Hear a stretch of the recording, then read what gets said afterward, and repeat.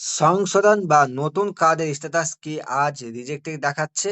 তবে কি ২০২৬-এ আপনি ভোট দিতে পারবেন না?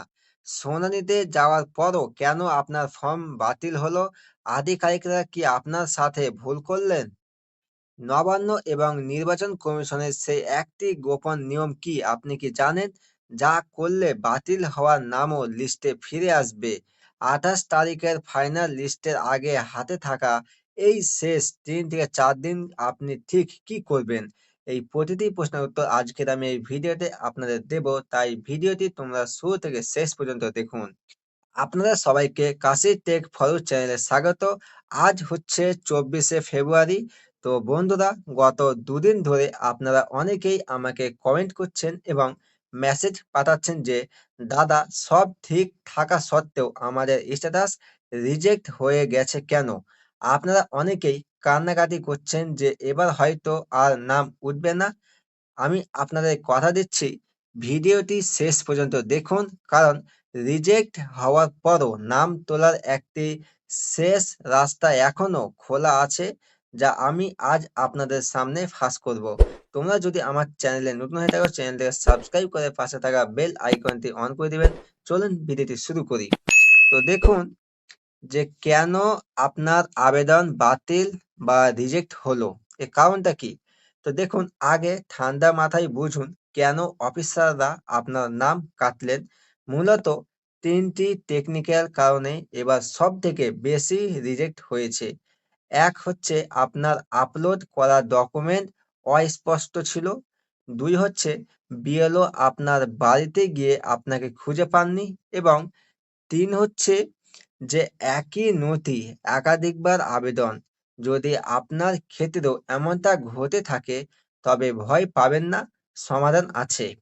এবার দেখুন যে রিজেক্ট হওয়ার নাম তোলার সেই একটি কাজ বা শেষ সুযোগটি কি? তো এখন আপনাদের পোর্টাল বা অ্যাপের ভরসায় বসে থাকলে চলবে না। পোর্টালে একবার রিজেক্ট হয়ে গেলে সেখান থেকে আর কিছু করা সম্ভব নয়। এখন আপনাকে সরাসরি অফলাইন চ্যালেঞ্জ করতে হবে।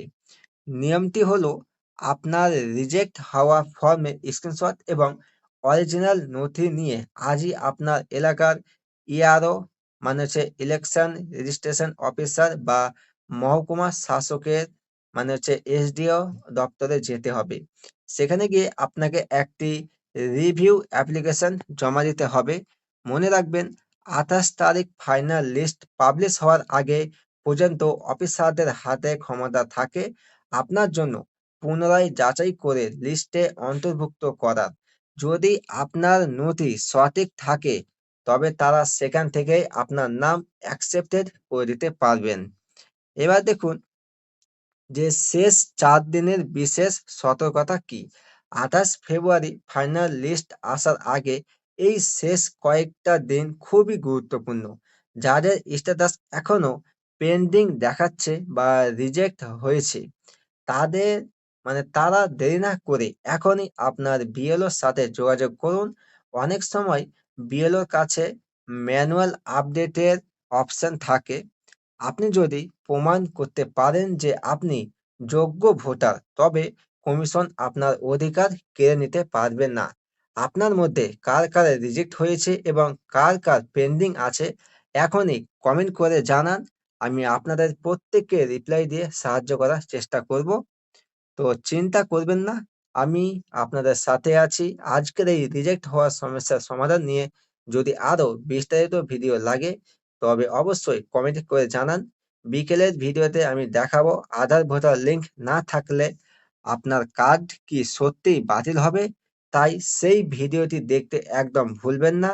তোমরা যদি আমার চ্যানেলে নতুন হয়ে থাকো, চ্যানেলটিকে সাবস্ক্রাইব করে পাশে থাকা বেল আইকনটি অন করে দিবেন। দেখা হচ্ছে পরবর্তী ভিডিওতে। ততক্ষণ আপনারা সুস্থ থাকুন, ভালো থাকুন।